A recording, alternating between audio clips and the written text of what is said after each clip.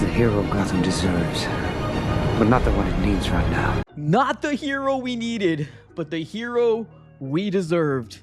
Big man Calais Campbell, former Arizona Cardinals, now coming back on his reunion tour, hopefully retiring as an Arizona Cardinal. And he came out clutch in this game versus the Carolina Panthers. Today we're going to be talking about the good, the bad, and the ugly, and what happened in this game versus the Carolina Panthers. Let's dive into it.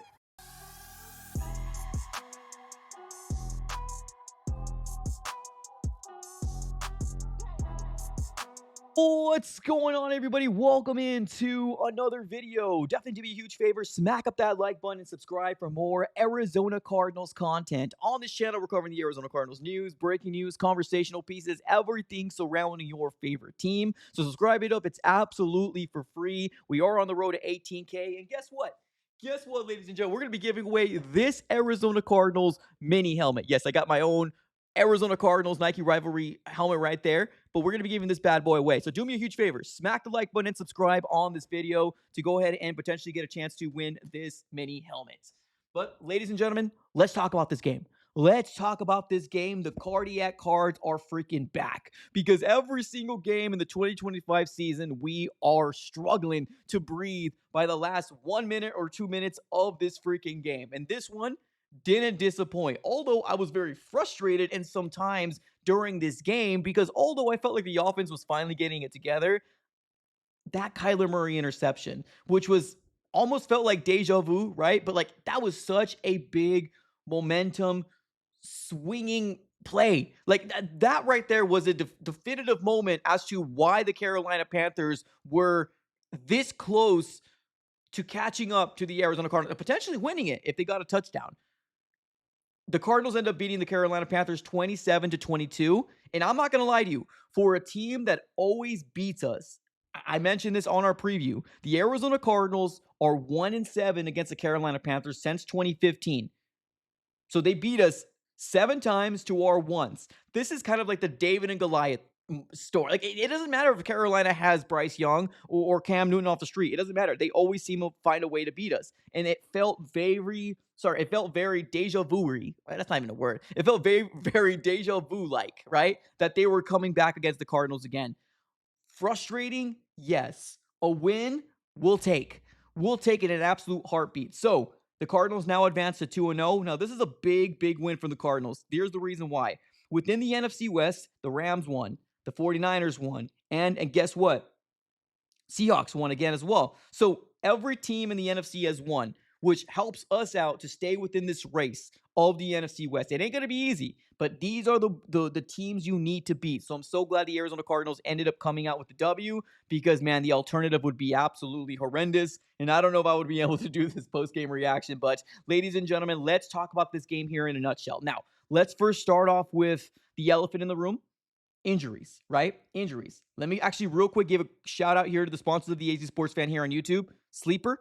More on them a little later on. But let's talk about some injuries. We were decimated, ladies and gentlemen, decimated by injuries in this game. A few names to note. Max Melton out for this game. LJ Collier out for this game. Garrett Williams in the later part of this game ended up, I believe, colliding with Budda Baker, if I can remember correctly. He was helped off the field and most likely gone back to the locker room. Now, Will Johnson left the game injured, but I saw him come back. I'm not sure if they ended up holding him out, but he did come back on the initial scare when he got hurt with the Tetairoa McMillan injury. Now, did they roll him out? You know, I'm not going to lie to you. I wasn't focusing on if he was on the field or not, but I did see him after on a play or two after he was the initial scare. So definitely some things we're going to be keeping our eye on because we got a lot of players on the defensive side of the ball that got hurt, and they're big key pieces to this defense. So we're going to be keeping a close eye on the injury report on Monday, Tuesday, moving forward. Now, let's talk about this in a nutshell. I want to first talk about the good, right? Let's talk about the good first, then we'll talk about the ugly.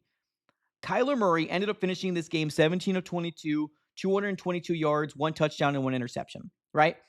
Now, Kyler Murray ended up having a crazy play using his legs. He probably should have gotten sacked. He evaded that defender. I believe it was a linebacker. and completely took it for like a 20, 25 plus yard gain on the ground using his legs. And that right there was what got Kyler Murray excited, pumped up. This offense, this crowd was buzzing. But unfortunately, a couple plays later, Kyler Murray ended up throwing an interception, and it was a bad interception. We'll talk about that a little later. But this team in the second half, or I'm not even going to say the second half, offensively in the third quarter, they were doing solid. They were doing pretty darn solid. We ended up seeing Michael Wilson getting a touchdown, and that's one thing I was saying a long time. We need to somehow find a way to get these receivers the ball, right? Now, here's the crazy thing. The tight ends completely outworked in terms of production any of these wide receivers that we had. Trey McBride, 6 receptions, 78 yards. There's no shock there. But Elijah Higgins, 2 receptions, 45 yards. Trey Benson, 4 receptions, 30 yards. The next wide receiver is number 4 with Marvin Harrison Jr., 2 receptions, 27 yards. Michael Wilson, 1 reception, 11 yards, 1 touchdown. Greg Dortch, 1 reception, 11 yards. So these are very similar numbers that we're seeing, kind of like the trend that we've been seeing for like years, right? It's not just this game, happened last game as well, and a little of last year as well. So the trend continues, but the offense did what they could to get this team to the level that they were at 27 points. Now, you also got to give love to the defensive side of the ball. Now, of course, Calais Campbell ended up helping us win this game with a sack on Bryce Young to completely shut it out. But let's start off with the defense in the beginning of the game. Josh Sweat with a sack fumble, which was recovered by Zaven Collins, touchdown. Great start to the game. The next drive from Bryce Young, he ended up, I believe there was a ball that was, he was hit by Mack Wilson Sr. Ball kind of pops up in the air. Baron Browning ends up getting an interception. That unfortunately only equated to 3 points after the interception, but still, we got some points enrolling, right? This is the second game that I've seen James Conner not have that great of a game. Am I worried? A little bit. He's 11 carries, 34 yards, and a touchdown. Trey Benson was 3 carries, 14 yards. I want to see a little bit more of Trey Benson. I really do. I'm not saying take full power or autonomy away from James Conner. No, he's still your running back number 1, right? But Trey Benson, I want to see a little bit more than 3 carries. I really would. I think he's explosive. I think he's a really good player. And hell, I mean, he had 4 receptions, 30 yards out of the backfield, right? So he did pretty solid. We did also see Jacoby Brissett get a tune push, or not even call it like a tush push, right? He ended up getting a really nasty 1 yard or 2 yards by 1 carry. Really, really crucial for that 4th down conversion for the Cardinals. Overall, this team did solid. But I'm not going to lie to you guys. I'm a little disappointed. In how we allowed this team, and I'm talking about the Carolina Panthers, to inch their way back. A little disappointed. Let's talk about the penalties. There was 12 penalties on this Arizona Cardinal team, 96 yards. That's not acceptable. Not acceptable one bit. Now, Kyler Murray was only sacked once. That's one thing we'll take. Bryce Young on the other side was sacked 3 times. We'll take that, right? That's good. That's good stuff. Time of possession. The Carolina Panthers leaps and bounds so much better on time of possession than we did. They had the ball 33 minutes and 30 seconds to our 26 minutes and 30 seconds. First downs. They had 27 first downs. We had 16 first downs. Starting to see a trend a little bit? Yeah, it's not good, right? The offense did what they could to win this game. That's one thing I'll give them. But they still need to work to get better and stay consistent. I'll take the win, 2-0. We're going to go against a team with no Brock Purdy, or most likely no Brock Purdy next week, that we're really going to find out what this team is going to look like in 2025. We had a really easy part of our schedule. We took advantage, and we're 2-0, but it's not going to get easier from here on out. We got to find a way to get better. We do. Passing yards in total for the Carolina Panthers, 303 yards. The Arizona Cardinals, 211 yards. So, like I said, we'll take the win, but there's a little bit in my gut that doesn't feel very good about this win. Let's see if they can build off it and move forward, but we're going to have to kind of wait and see how it all shakes out. Let me give some love over to our sponsors. Sleeper. Make sure you go and check out Sleeper. The NFL is officially here, which means you have a chance at 100 times your money on daily fantasy football. Football's never been more exciting as it is now with players like C.J. Stroud, Patrick Mahomes, Lamar Jackson and Kyler Murray. Pick on the stats for the stars like touchdowns, passing yards, receiving yards, fantasy points, and potentially 100 times your money on Sleeper. Get your picks right, and you can win big. Use promo code AZSF to get you a $100 deposit match up to $100 on your first initial deposit. Make sure you check out Sleeper. Everything will be in the description below. Let's talk about the ugly, because there was some ugly. There was some ugly in this game. Let's first start off with the Arizona Cardinals offense not really, I guess, dominating the way I wanted them to dominate, if I'm going to be real. Now, they put up 27 points. Now, the offense didn't, right? The defense did give us 6 points with the scoop and score. So technically, we only scored 21 points on this defense. Not bad. I wanted a little bit more, right? Like I said, I'll take the win, but we're going to talk about the ugly. So if you don't like negativity, highly recommend you hop off the channel or hop off this video right now. But the ugly, that interception was bad. That Kyler Murray interception was something that you would hope that this coaching staff would get into the ear of Kyler and say, you cannot do that. You cannot do that. Because it's not just, oh, it's one mistake. This has been happening a lot for Kyler Murray. Mistakes that he gets rattled and he just can't seem to figure out what he needs to do because his head is going 1,000 miles an hour. And I get it. You got big man coming your way, right? I get it. But there's that side of Kyler Murray that needs to get fixed, right? The offense as a whole, Petzing, Kyler, offensive line, wide receivers, tight end, they need to clean up and get better. No doubt.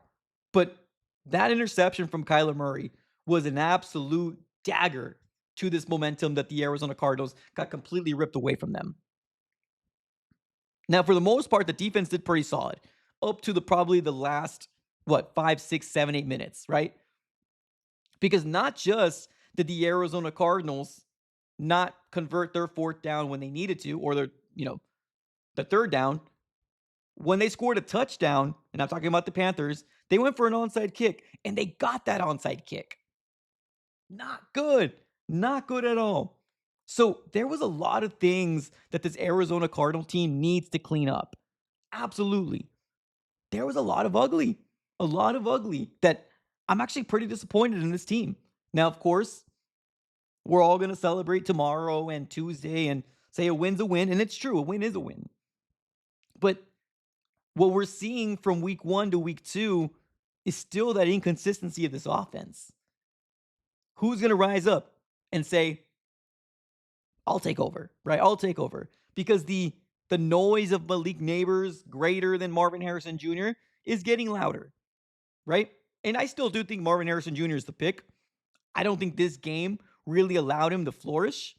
Now, he had some balls thrown to him, bounced off his hand. There was another one where he could have got a touchdown, and unfortunately, he couldn't come down with that one. So I'm not going to come out here and say that, oh, Marvin Harrison Jr. is the GOAT, right? No, he needs definitely things to work on. But as your wide receiver number 1, he really wasn't targeted that much in this game. As we mentioned before in the stats, it was very, very heavily favored to the tight ends on this team. So, am I excited? Yeah, I'm excited that we got the win. I'm happy for Calais. He's got 2 sacks under his name, one of them with a huge sack at the end. Josh Sweat, 1 sack and the forced fumble. We'll take that. But short of those 2 guys, again, another game without talking about Darius Robinson. We're not seeing very much of Darius. He's a first-round pick. We're expecting a lot from him. A lot.